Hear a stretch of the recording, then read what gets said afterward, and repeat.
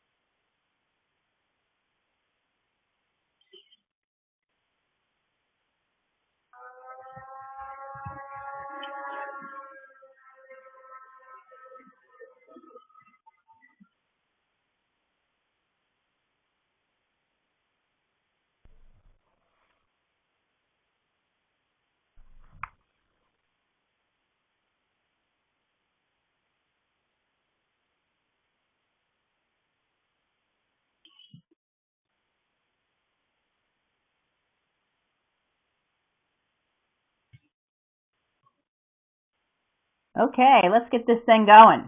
Hey, everybody. I want to let everybody know this is being recorded, so and keep yourself muted until. It's great that everyone has taken the time to be on the webinar tonight. I know you have other things to do after working all day. But I'm Cindy Bishop, and with Cindy Bishop Worldwide, which is a licensed proprietary school, as many of you already know. As part of our educational endeavors to help you succeed and be happy, our coaching division, Coaching Chicks Academy, is thrilled to bring you our Emotional Intelligence series beginning this month. There's going to be a specific subject every single month this year to help you with your business. For those of you, just a little side note, for those of you that are in the Woodbridge area, we have 4 spots left in our coaching program there. If you're interested in that, we're not going to talk about it tonight, but if you are, please let me know and send an email, and I can talk to you about it on Friday. Now, I'd like to introduce my amazing partner, Ashley Ross, who will be conducting the webinar tonight. Ashley and I were brought together by mutual friends. Ashley's actually in Colorado, and of course you all know I'm in Virginia, and it's just the most unusual set of circumstances that mutual friends would know that we would connect and that we belong together. So we were both looking for that right partner, and we truly found it. Ashley is an amazing educator and brings excellence to everything she does. I always tell people she completes me for sure. Her background of developing educational programs for organizations, educational groups, and corporations, and then working with them to enhance their performance and achieve success holds just an amazing track record for what she does. So, with no further ado, I'm going to introduce Ashley Ross. Wow, thank you, Cindy. I appreciate that, and really you complete me very much so, and I appreciate everything that you bring to the organization. So I want to welcome everybody to Building Trust to Build Sales, and we will be taking questions and discussion after the presentation, so please do not unmute your microphone until prompted. And in order to give everyone a chance to comment or ask questions, Cindy will be monitoring the chat box for questions to be taken after the presentation. So in addition, if you notice in the very middle top of your screen, it says Notes with little notepad, and you can enter public notes that Cindy and I will be able to answer after the webinar. These notes will be emailed to all attendees after the meeting, so please make sure to keep any comments PC. And the private notes section is for your eyes only, and these will be emailed to you and only you, along with the public notes section after the meeting. And as Cindy says, the meeting is being recorded and will be available for download. and we will provide directions after the presentation. So let's get started.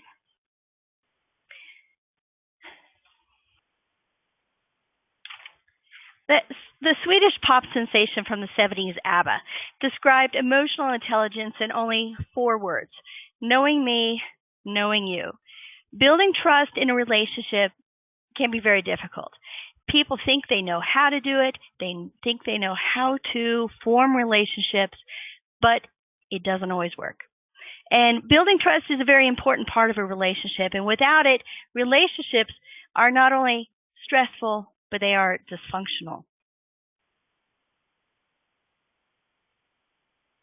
How many of you have a motto or a mission statement?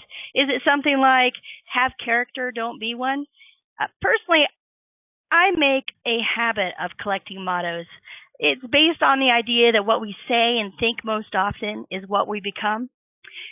So I included a few of my favorites, and I want you to think about what your motto should be. So first one I like, be a change you wish to see in the world. Live well, laugh often, and love much. Never let defeat rob you of success. And my very favorite, wear out, don't rust out. So as a real estate professional, your motto should be trust your real estate professional to lead you. So trust your real estate professional to lead you, to guide you, to help you solve all your housing problems. How do you build this trust? What role do you play in that relationship? Having trust takes 2 people, and without at least one person actively building that trust, it's like a fish without water. Do you want to know how to build trust in a relationship? Listen in. Right. Trust is one of the founding principles of emotional intelligence. So take a look at this tree. You will see a lot of it over the next year as we help you build all these elements to increase your emotional intelligence and become better real estate professionals. Why do you need high EQ, you ask? Would you agree that successful sales professionals are only as successful as the relationships they build with their customers? EQ is increasingly recognized as indispensable to relationship building everywhere in our lives, especially in sales. If you're going to close more sales, you need to mirror your client's values, inspire confidence, and show understanding and empathy. And throughout the sale, you need to show that you understand their emotional needs in addition to their housing needs. We increasingly need to deliver performance and results through inspiring and engaging our customers. Our ability to relate and communicate with a potential sale, to get the very best from them and from ourselves, to motivate in times of uncertainty and change, just like in health sales, to influence our clients to make good decisions. These are what become increasingly important to our success in life and in business. And this is what EQ is all about. And trust is the basis for building EQ and building sales. So by now you're wondering, what did I sign up for? Oh my gosh. First, we are going to go through why EQ is important and why do we care if we have it. And then we're going to talk a little bit about instincts and how all trusting relationships begin by trusting ourselves. Next, we'll talk about ways to build communication with our clients. And by understanding their motivations, we build trust. And finally, what can you do when you just can't connect the dots with a client? And we have a very special offer at the end, so stay tuned.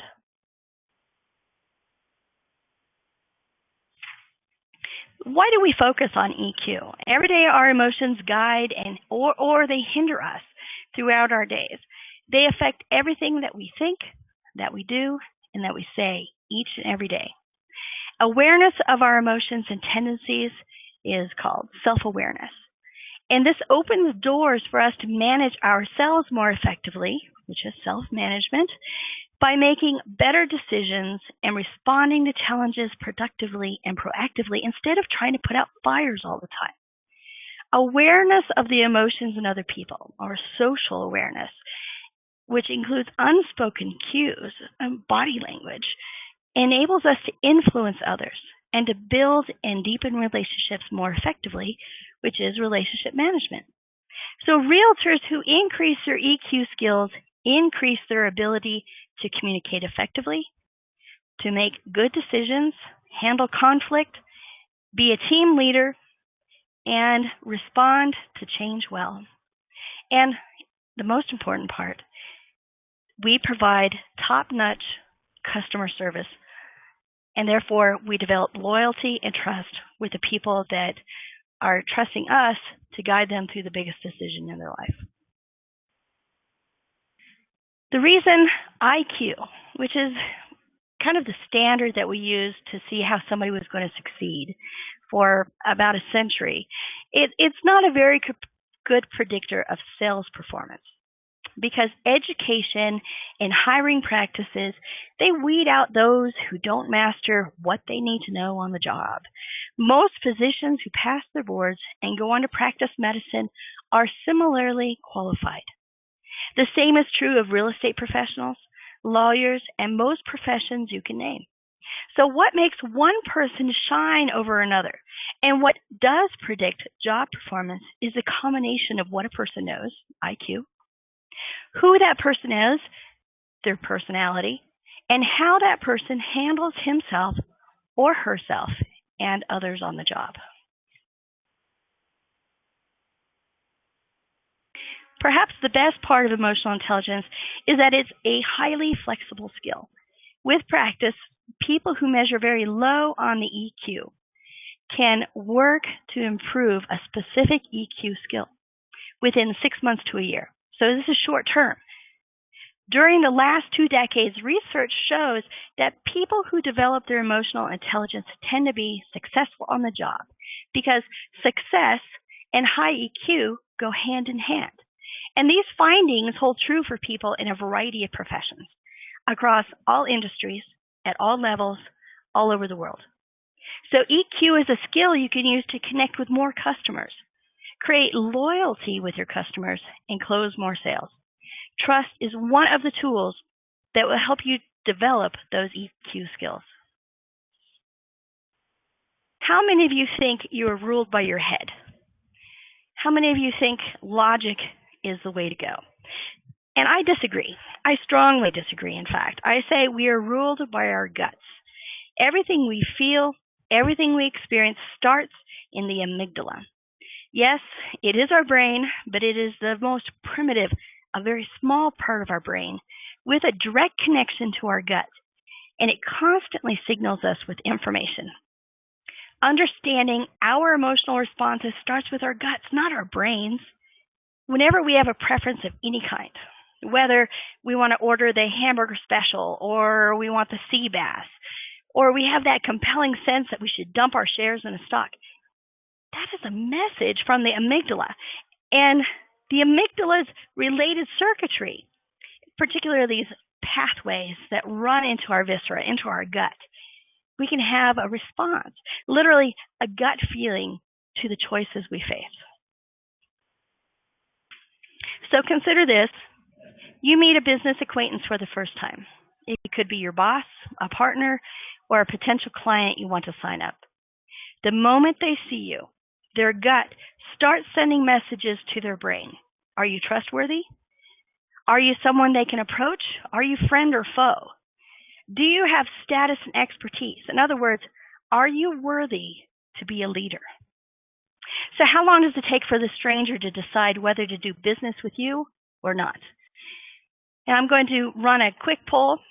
Once I start it, you'll have a minute or two, and then we'll look at the results really quick.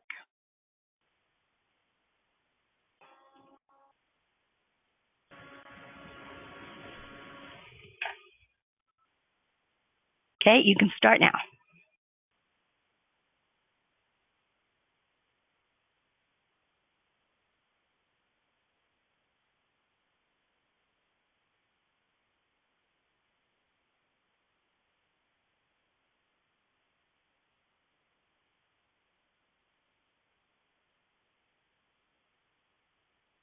Okay, I say let's move on. Oop. Close that one too fast for my own good. All right, so 3 people said it takes 1 second. 5 people said 7 seconds. 8 said 30 seconds. We had 1 that said 5 minutes.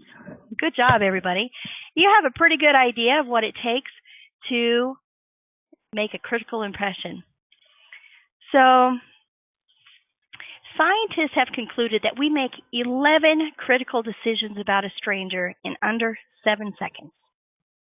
In 30 seconds, that impression is solidified, and it doesn't matter how hard you work to change it. That first impression will remain for the entirety of your relationship, good, bad, or ugly. That first impression is crucial. You can't stop someone from making a snap judgment. After all, that ability is an instinctual survival tool for our primitive brain, or our amygdala. We call this gut instinct or intuition. And you can learn how to make their decisions work in your favor. Intuition and gut feeling are all about our capacity to sense messages from our internal store of emotional memory, our own little reservoir of wisdom and judgment. And this ability lies at the heart of trust. Self-trust is the first step to building EQ and successful relationships with your clients. So strong leaders in business, government, finance, and education were asked a question.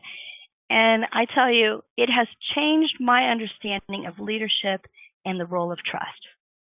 If you had to make an important decision and the information told you one thing, but your intuition and gut strongly told you another, what would you do?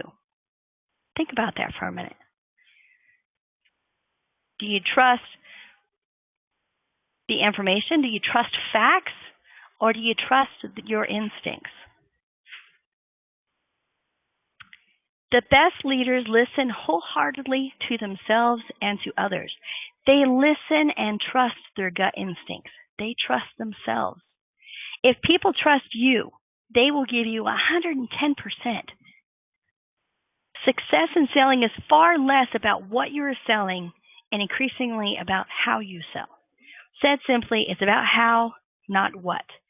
That how is creating value in the sales process, and leaders engineer the sales experience of customers to be one that is worth paying for. Are you worth paying for? For leaders, it is important to understand what building trust boils down to. So the Merriam Online Dictionary gives the following synonyms for self-trust: a plume, assurance, self-assurance, self-assuredness, self-confidence, self-esteem. To me, they don't completely describe or explain what self-trust is. And seriously, what the heck is a plume? I'm thinking it's not something that is purple and sweet to eat, quite frankly. So on a scale of 1 to 10, where would you rate your self-trust right now? And I have one short little poll. Where do you rate your level of self-trust today? You can start now, and we'll just collect votes for a moment.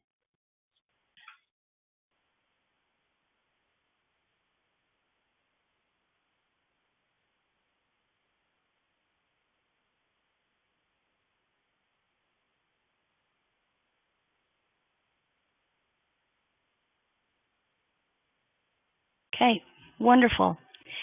So most of you trust yourselves to make good choices most of the time, which means you have a fairly high level of self-trust. And I think that that's very encouraging, because as salespeople, if we don't trust ourselves, who can we trust, right? And if we don't trust ourselves, how can our clients trust us? Right.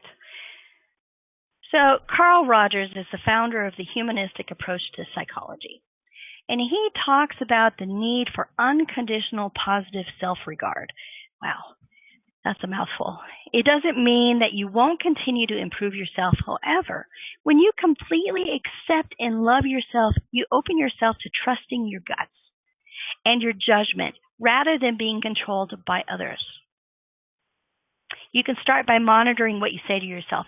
I always say, and I say this to my son all the time, there's a line of people waiting to kick my butt. I don't need to stand in line with them. Number 2, it's great to set goals, and there's been a lot written on the power of focusing on what you want to achieve. What is often overlooked is setting unattainable goals and failing to self-trust. I don't want you to quit making those big, hairy, audacious goals that Cindy puts out there for you. However, I want you to break them into small, bite-sized goals that you can achieve. And Cindy helps you do that, as everybody in her program knows. So with each victory, each goal that you achieve, you will trust yourself more. And if my self-trust is built around my ability to write a symphony, then I will forever doubt myself. After all, I play the bagpipe. That's not exactly symphony. And I want you to learn what your strengths are. Instead of trying to improve your weaknesses, build on your strengths and use them to honor yourself and what you can achieve in the world. If you don't know your strengths, ask those that know you best and have unconditional self-regard for you. Accept your strengths.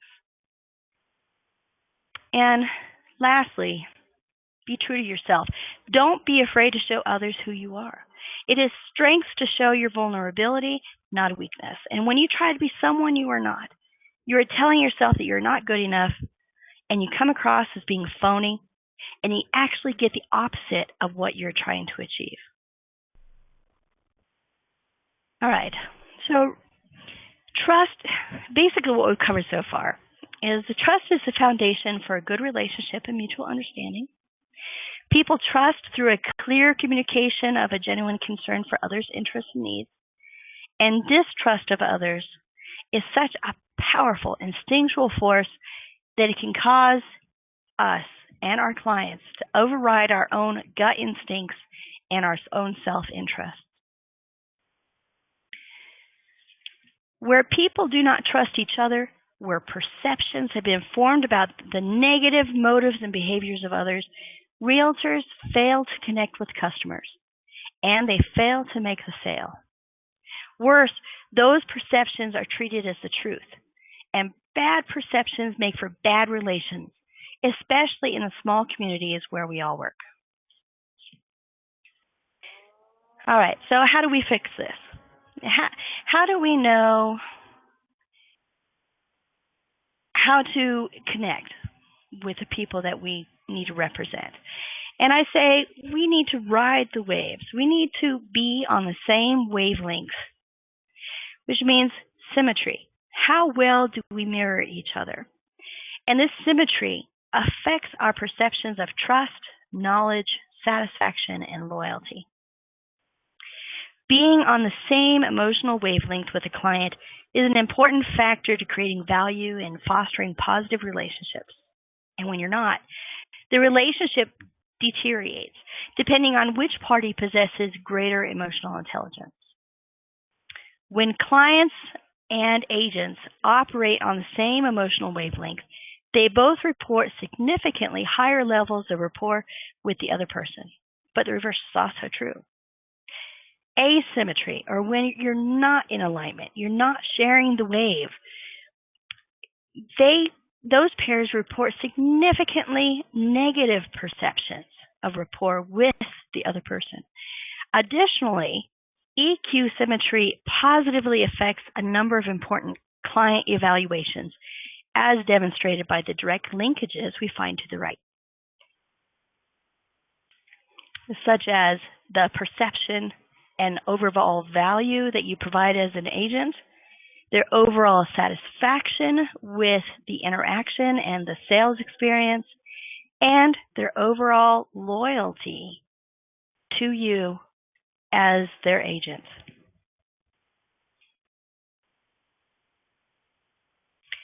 Okay, so helping clients understand, reason, and manage their emotions is a critical component of the value an agent can provide. So sometimes asymmetry, or not being on the same wavelength, can be positive, especially when an agent possesses higher degrees of EQ.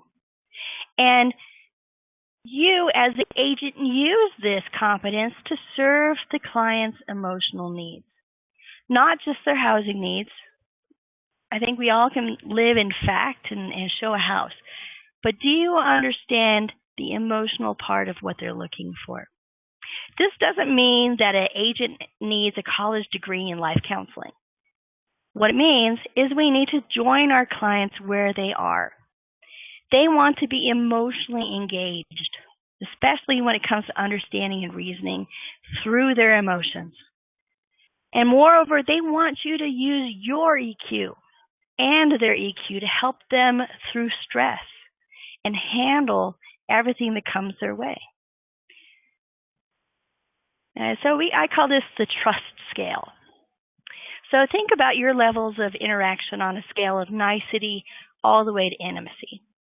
Nicety is the very first level of trust, and one of the keys to keeping your interaction on target is making sure that you meet people where they are and that you don't take them any further than where they are right now until they're ready. We can't lead. We can lead the horse to water. We can lead our clients to the right house. Can we force them to drink? Can we make them buy that house? No. But through EQ, we can help them make right decisions. So polite acknowledgement of another person, that's what we call nicety. We call it social graciousness. If you or the other person doesn't want to take it any further, that's fine. Just don't mistake social nicety for anything other than what it is. But don't discount it either. It's amazing how many people get miffed when you offer a, hey, how are you today? And they don't get a response. Think about that. Okay. And then we have facts. Some people live in facts. They want to stay with facts. Show me the house. Show me the neighborhood. I'll make my own decisions. And if that's where they stay, ask if there's anything that you should do with those facts. How do they want them?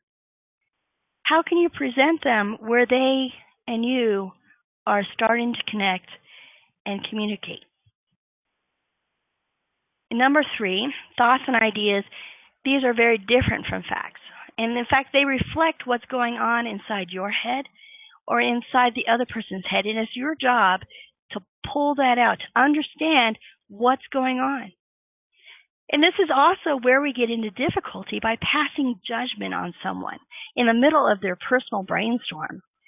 So it's important that you stay in non-evaluative brainstorm mode with them. Notice I say with them. I want to emphasize this. In order to connect, you have to be with that person. And then we have feelings. And when people start expressing how they feel, you've hit a pretty high level on the personal trust scale. And the best way to keep it is to acknowledge the legitimacy of what they feel. The best way to lose it is to tell them they shouldn't feel that way, that they shouldn't be scared or hesitant, or to show them that you know exactly how they feel better than they do. Acknowledge their feelings. And intimacy, I can't say much about that except it should be reserved for family and close friends, not clients and not business partners. You excluded Cindy, of course. Okay. So next time you're engaged in a discussion, pay attention to where the other person is operating on the trust chart. Actively listen to what they are saying. Drop your filters of what you think they want and listen and find out what they want. And 2, if you want to move from one level to another, say something like, we've been talking about the facts related to the house and the neighborhood. Would you be willing to hear some thoughts and ideas I have about this? They'll tell you if they need to play with the facts some more. And your question will be appreciated because it acknowledges that you've heard them and aren't going to automatically step on their stuff. I like that. I love George Carlin. He's talked about people's stuff. Well, I think stuff is their emotions, their feelings, their thoughts and ideas. And 3rd, building trust takes place at levels 3 and 4, at the thoughts and ideas and at the feelings level.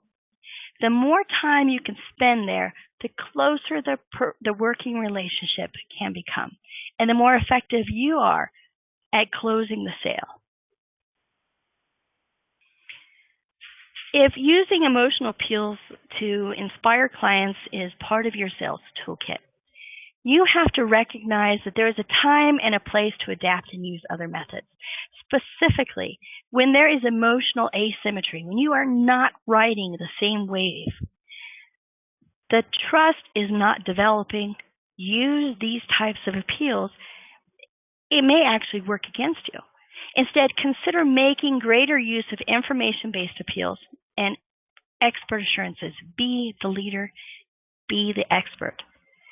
If you sense that for whatever reason, you and the client are not connecting emotionally, or that the client may be more skilled in emotional reasoning than you are, it may be time to ask yourself some hard questions, such as, how hard will it be for me to satisfy this client? How confident do I feel about my risk of losing the client to another agent? How confident do I feel about my competitive advantage based on the circumstances surrounding the client needs and my ability to offer customized service? And what other strategies can I set in motion to improve the emotional communication? How can we connect? So finally, with clients that you do sense a strong emotional connection, realize that these might be some of your most loyal clients. Focus your efforts to boost word of mouth and generate new business through these clients, knowing that they will likely be greater advocates for you than the ones that you don't connect with. And in the end, realize that emotions drive people, but people drive sales. So, know me, know you.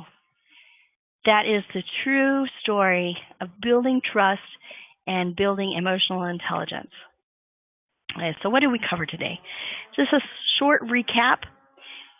We learned why it is important to learn EQ in order to develop relationships with our clients, why instincts and self-trust lead to better sales, what we need to develop within ourselves to build trust in EQ, and what to do if we can't connect with clients on that emotional level.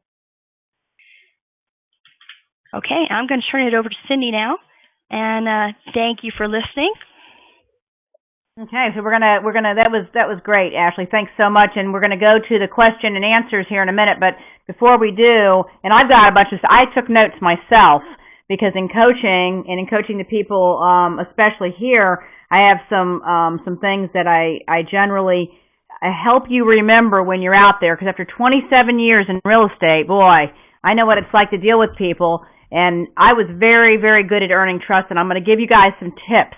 And if for the coaching people that are on, sorry, you get to hear it again, but everybody else needs it as well. But I do want to, this is the back side, or I should say the front side of our brochure for Coaching Chicks Academy. It gives you an idea. We hand these out at events and stuff. And just so you know, if our coaching program is basically regional. So even though people can do this coaching program across the country, what you get in Virginia is uniquely different, partly because I'm a control freak. So in Virginia, you get the online coaching program that's very good. It's designed for businesses. So if you have a friend that's an accountant that has an accounting firm, it's just as good for them as it is for you. Of course, you'll see the real estate influence in it. But that keeps you on track. It's a foundation. And then you get weekly coaching calls. In addition to that, you get a lesson a week and you get weekly coaching calls. In addition to that, we do a monthly private coaching clinic, which we're having in our Woodbridge group next Wednesday. And I was coached for years by people outside of the industry, and they were amazing. So I've got a lot of really fun things in my toolkit. So my coaching folks get to see that. In addition to that, you get private calls. So you actually get help on the phone because I see all of you as a 747. And as that 747 is taking off and trying to land, taking off in Reagan and trying to land at LAX, I give you the benefit of the doubt and say, you know, most of the time the 747 is literally having to fix and refine its direction constantly. But if it only gets off 1 degree, just 1 degree, it lands 600 miles off course. That is not where you want to be when you're trying to make money in real estate. Real estate's a tough enough business. But somehow I managed to do, most years, 100 transactions a year. And so, you know, you can do it too. But I did want to let you know, you go to sign up, you go to Coaching Chicks Academy, you see it there at the bottom in the middle, and you click on the banner under the border that says Get Ready Now, and then you can go sign up. You can do a non-commitment or you can do 1 year commitment, and I recommend you do the, of course, year commitment. It's well worth it, and it's very well structured, so you'll get a lot out of it. Now, this program, I don't want you to be confused. This program is not like anybody else's. So if you've experienced any other kind of coaching before, this is uniquely different. My coaches were, I got a call. If I missed it, I missed it. No rescheduling. And I basically worked their system. That's the way most coaching programs are. This one is not. I have some mandatory things that we do, but it is truly customized based around your strengths. So the other thing I'd recommend you do is go to Coaching Chicks Academy and you sign up for the free videos. That's a good representation of what some of the training is as your foundational coaching online. Now, tonight, and only tonight, and actually I think, Ashley, we decided until 2 p.m. tomorrow? That's correct. Didn't we decide that? Okay. I'm going to give you a code, and you can, I'm going to give it to you right now, so everybody better write it down because I'm not going to put it on the video on this presentation. Here is the coupon code. So when you go there, you would sign up for not the commitment, the 197. And by doing that 197, you'll click on it, you'll go down and you'll see a coupon code box. The coupon code will reduce it by $100. And that is a monthly commitment. And I don't want you just to carelessly go and sign up because you're excited in the moment. Sign up for the videos. You'll have until 2 p.m. tomorrow afternoon. The coupon code is 39685EE, like Edward, 910. So that's all I'm going to say about that. And for those of you in the Woodbridge area, specifically, you want to get a hold of me right away tomorrow so that we can get you going to not miss the private coaching clinic. All right, so let's talk, because there's a couple of things before people get off that I want to make sure that you know. First of all, let me tell you, I don't have the greatest memory. Now you know my weakness. But I want you to remember these couple of things. Always remember to respond rather than react. I'm the queen of reaction, okay? So it's important to take a deep breath. Don't answer that email until tomorrow. Give it some time and think about what you're going to do, because you can't pull those words back once they've escaped. And I've learned this the hard way. So it's important that you take the time to think about that and respond rather than react, and spend a little extra time before you send those words out. And email is toneless enough without sending some reaction out, especially on email. The next thing is be on receive. You know, when people talk to you, are you constantly thinking about sending? What am I going to say? I don't want to have any silence. What am I going to say? What am I going to say? Don't think about that. So what if there's a moment of silence? But listen to what they say. Be a good listener. You will earn more trust by listening than any other thing that you'll do. So listen, and when you listen, you're able to take in what they're really saying, hearing what they're really saying, emotions included, and then you can go from there and ask a question. Never plan ahead what you need to say if you're building and earning trust. Just ask questions. They're going to love you because nobody else ever bothers to care enough to ask. The other thing is, and I see this happen a lot, be yourself. Too many salespeople in any sales industry are always walking around with, I call it, the plastic smile. You know, everybody can see through that. It's not real. You're not building any kind of be yourself. Because if you're in this tough business that we're in of real estate, you absolutely want to always focus on working with the people that you like. Refer the people you don't like. There's certain people that you're just not going to do well with. And then lastly, I want to tell you this, and then we'll open it up so you all send in your questions if you have any. Otherwise, we'll close for the night.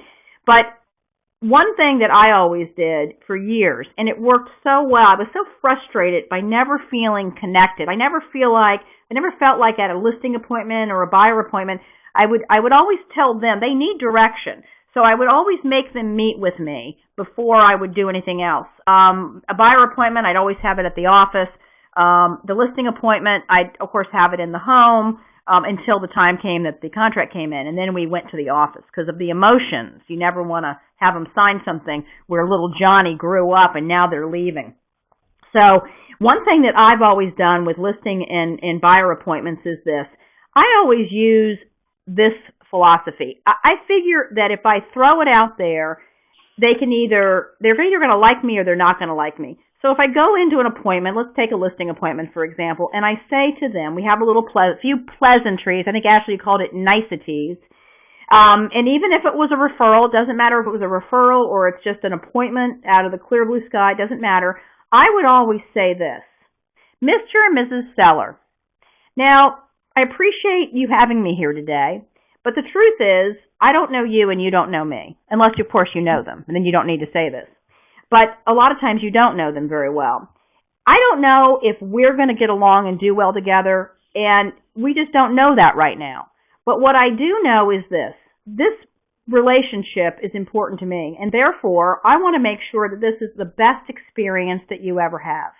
So if at any time in this relationship you don't feel 100% comfortable on a 1 to 10 scale that you can work with me, and if I feel the same way toward you, we're going to be honest with each other. And you know what I'm going to do? We're going to find you an excellent agent for you to work with. Now, you guys are probably scratching your head thinking, you have got to be the craziest thing. Do you really coach on this stuff? And actually I do. But you know what they do the whole time the transaction is going on? They are working harder on making sure that the relationship is good because, see, they trust me. Because they know I'm willing to walk away for their benefit. And so I just want to give that to you an example, do exactly the same thing with buyers. And during the time the transaction is going on, many times, and you all feel this, there's that moment where something's not right. There's some problem in the undercurrent. You can feel it, but you're like too afraid to say anything. Is your gut right? Oh, well, believe me, it is. You need to say to Mr. and Mrs. Seller, what's wrong? On a 1 to 10 scale, where do you relate our relationship right now? Oh, Cindy, it's just fine. No, it isn't. So finally they fess up and they tell me, well, you said you'd call at 5 on Friday and you didn't call till 10 on Saturday. Well, I'm sorry about that. I am. I'll tell you what, how can we fix this? It won't happen again. So, I think that it's important that we keep the line of communication open. We need to be very keenly sensed when it comes to communication and how our gut feels in order to keep that trust alive. And I'll tell you, you do this.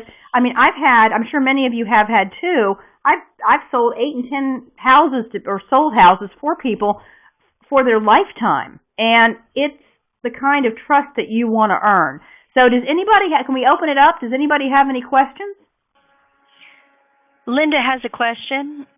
Would you like you to repeat the coupon code, Cindy? Oh, wait a minute. Okay, ready? It is 39685 E like Edward, then another E like Edward, 910. Now remember, Linda and everyone else, if you sign up, I'd rather have you look at the videos. I'd rather have you talk to me. It is a 1-year commitment, which is the way coaching should be. So just make sure that you remember that when you're signing up. it's okay for you to do the videos and stuff, and then do that. You think you have till 2 tomorrow? Anybody else? This is a quiet bunch, isn't it? It is. You know, if you want to speak, you can unmute yourselves at this point, and we would take one person at a time if you don't want to type it into the box. Anybody? Are they unmuting themselves? I don't see anybody unmuting. Okay. Well, I think it was kind of the presentation was not self-explanatory, but I think it really explained it well. Next month, I'm working on how to influence and be influenced. I think that will help you all a lot with business, because a lot of times we wonder, what effect we're really making. But I think that I actually, in putting the presentation together as one of the EQ series items, and that fits into a couple of categories on the tree. I actually learned an awful lot myself, so it was kind of amazing. But that is going to be a really great webinar. And we have one person unmuted, so go ahead. Hello? Yes. Hello? Yes. Hi, Cindy. It's Jenny from Alexandria, Hi, Virginia. Jenny. Hi. By the way, I just want to say, lovely presentation. I have taken a book of notes, so a lot of information. Oh, good. Well, we're going to continue this, of course, in our coaching, so we'll go from there. I'll have many books. Yes, you'll have many books, yes. One question that just came to mind. I had a couple one time who I met at a property. It just happened to be everything happened quickly. The clients or potential clients called the office, asked to meet an agent at a property. They were really interested in this property, and they thought they would get an offer going. So I happened to be that agent who met them at the property. And when I got there, the husband made me feel very uncomfortable. I mean, he just thought that I wasn't, gave me that impression that he thought I didn't know what I was talking about or anything about that property. And so how can I handle someone like that or a situation like that? What do you That's a tough situation. Well, first of all, I would have resisted meeting them there, because there's no way you can build any kind of trust just meeting them at the property. It's hard because you're doing it based on what they want you to do. And somehow, some way, we've got to find a way to not have them lose their power, but yet make sure that you have all the control.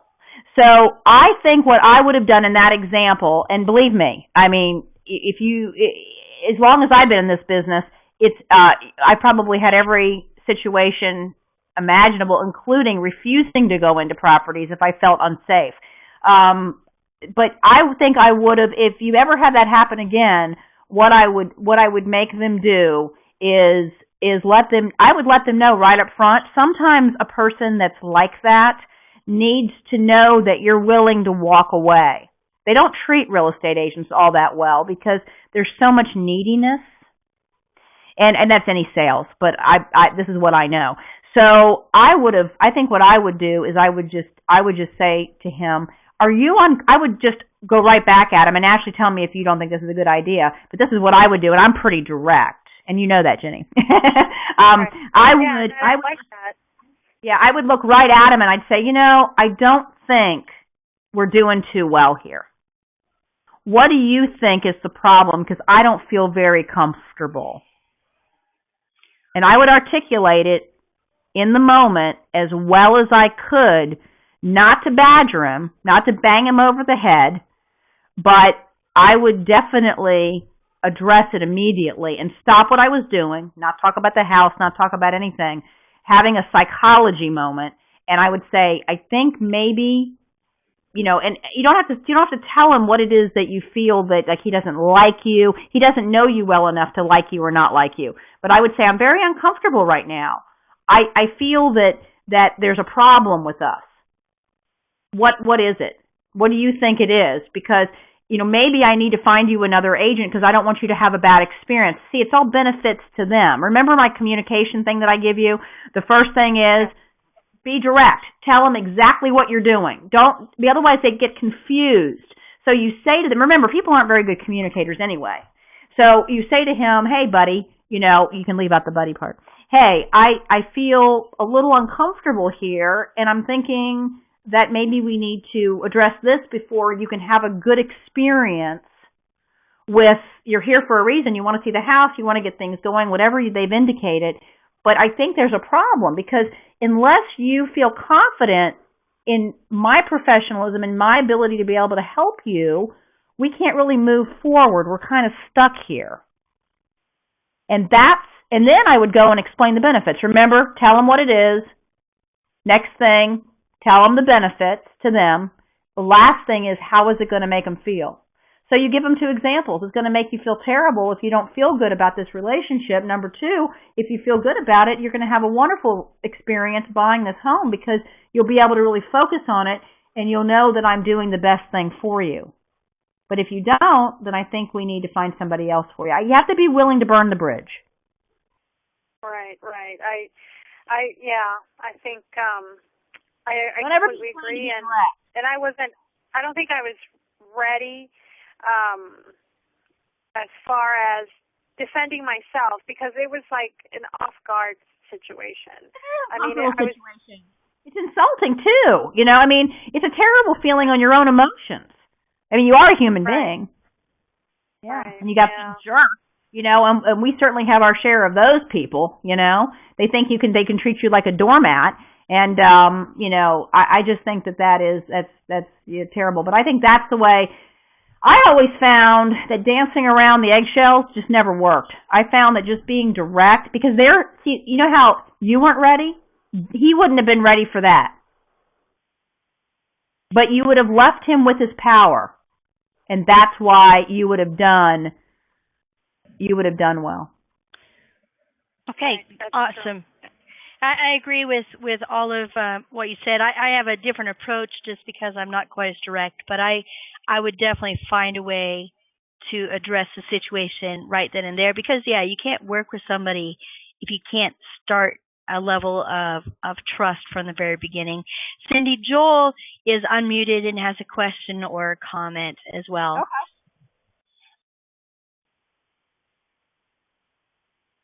Joel, you there?